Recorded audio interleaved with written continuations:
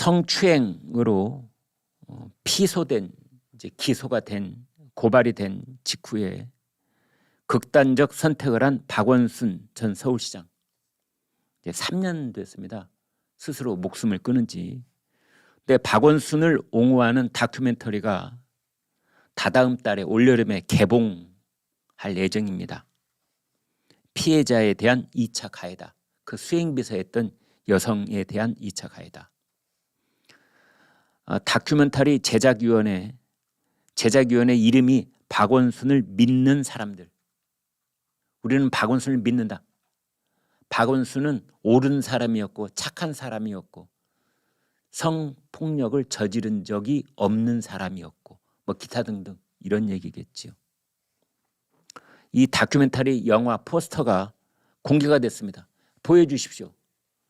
그 포스터에 이 이제 다큐멘터리 영화 제목이 첫 재판, 첫 변론 이렇게 되어 있습니다. 첫 변론.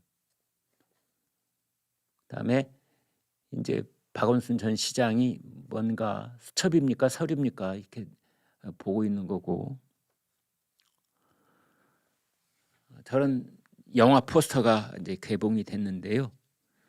후원자 4,000명이 지금까지 영화 제작에 필요한 돈 2억 원을 후원금으로 냈답니다.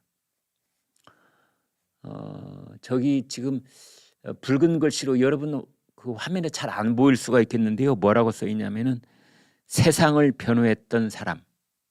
하지만 그는 떠났고 이제 남아있는 사람들이 그를 변호하려 한다. 이런 문구가 담겨 있다고 합니다. 영화는 지금부터 2년 전에 오마이뉴스 기자가 박원순 전 시장의 측근인 서울시청 6층 사람들, 서울시청 건물에 6층에 시장실이 있습니다. 그래서 이제 6층 사람들을 비롯한 50여 명을 인터뷰해서 쓴 책 비극의 탄생이라는 책을 바탕으로 해서 제작이 됐습니다. 이 책은 피해자 측 주장을 반박하는 내용입니다. 그 성폭행을 당한 성폭력의 그 피해 여성의 주장을 반박하는.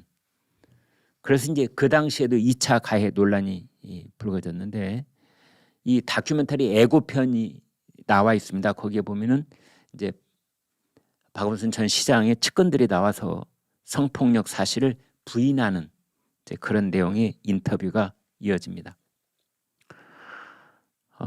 박원순 전 시장 성폭력 피해자를 대리했던 김재련 변호사 이렇게 말했습니다. 박원순 다큐를 만든다면 박원순 전 시장이 무책임한 행동과 잘못, 그다음에 성폭력을 인정한 국가인권위원회 결정 이런 것도 제대로 조명을 해야 한다.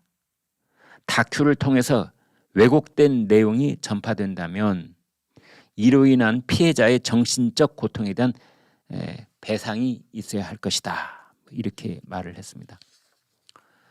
근데 아무튼 이 다큐를 만든 쪽에서는 박원순을 믿는답니다. 저희는 박원순을 믿는다. 여러분도 그러시리라 믿는다. 후원 회원을 함께 해달라. 돈 내달라 이런 겁니다. 첫 변론 감독이 김대현입니다. 이 후원금 모금을 독려하고 있다. 이렇게 되어 있는데요. 이 영화 홍보 영상을 보면은 이 영화의 홍보 영상 유튜브 채널에 올라와 있다는데 박원순 전 시장이 무슨 이제 영상 촬영을 준비하고 있었는데 그 피해자 여성 무릎에 입술을 댔다. 이제 이건 다 알려진 사실입니다.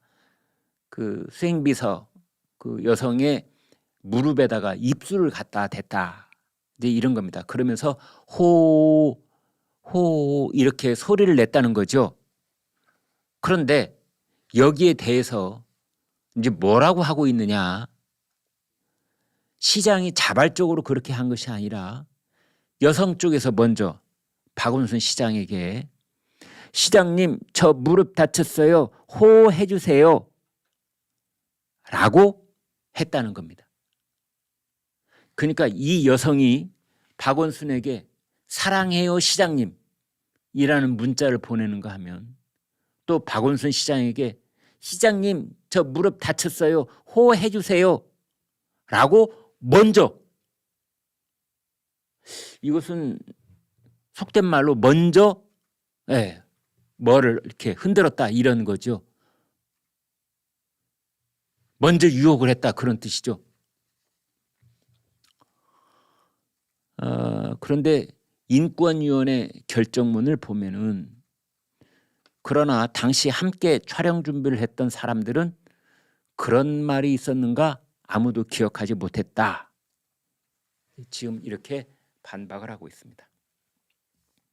자, 2달 뒤에는 이제 첫 변론이라고 해서 박원순을 일방적으로 옹호하는 박원순 다큐멘터리 영화가 나올 예정으로 있는데 내일은 말이죠. 내일은 문재인 영화가 나옵니다. 내일 나오는 문재인 영화는 문재인입니다. 지금 2번째 여러분 가운데 보시는 저 영화 포스터입니다. 예. 개한테 뭔가 먹이를 주고 있는 이제 그런 건데요. 타양 논란이 일었던 두 풍산개를 돌려보내는 날 김정숙 여사는 눈물을 보이고 문재인 전 대통령은 두 강아지가 갇힌 철창을 어루만지는 그런 장면도 나온다고 합니다. 참 눈물겹습니다. 문재인 전 대통령님 참 눈물겹습니다. 조국 전 장관도 이미 다큐 영화가 나왔죠. 그대가 조국. 저 지금 보시는 왼쪽에 있는 그대가 조국. 감성적인 음악, 영상 편집, 내레이션 이러면서 그 조국 전 장관을 희생자로 포장을 하는 그런 영화입니다. 문재인 대통령 전 대통령이 다큐를 만든 감독은 노무현 전 대통령 다큐도 만들었습니다. 그 다큐는 노무현입니다. 그래서 노무현입니다.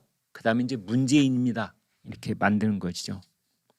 근데 이거를 만드는 건 사실은 뭐 매출이 엄청납니다. 예. 문재인입니다에는 지금까지 14억 8,700만 원이 지금 모여 있고요. 그다음에 그대가 조국이라는 다큐멘터리 영화는 매출이 31억. 노무현입니다라는 다큐는 매출이 145억. 이렇게 됩니다.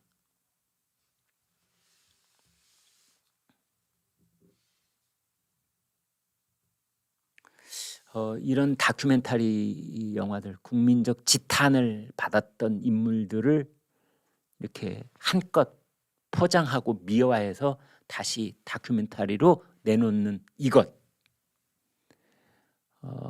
이것을 저는 좌파들이 굉장히 잘하고 있다고 봅니다. 보수파는 여기 따라갈 재량이 없죠. 따라갈 생각도 못하는 것 같아요. 이것을 어떻게 보면은 한국형 문화 대혁명의 작은 규모의 그런 일이 벌어지는 것 아니냐 이렇게도 저는 봅니다. 결국은 그 국민적 평가를 파괴하는 그런 행위일 수가 있는 거죠. 1966년부터 1976년까지 마오쩌둥이 중국의 젊은이들을 대상으로 해서 10년 동안 문화 대혁명을 했었는데요. 그때 중국의 문화 대혁명은 다른 말로 바꾸면 문화 대파괴 운동이었습니다. 불상 수천 년 된 불상들 다 끄집어내서 깨부수고 거기에 있는 뭐 카톨릭 예배당에 가서 다 끄집어내서 또 파괴하고 책 다 불태우고 그쪽에 지식인이었던 자기 부모님들 다 고발하고 산반 운동이라고 그래서요. 뭐 부정부패, 뭐 관료주의 이런 것들 이렇게 목걸이 딱 해가지고 뒤로 손 묶은 다음에 무릎 꿇고 그 젊은이들이 거기에다 대고 인민재판하고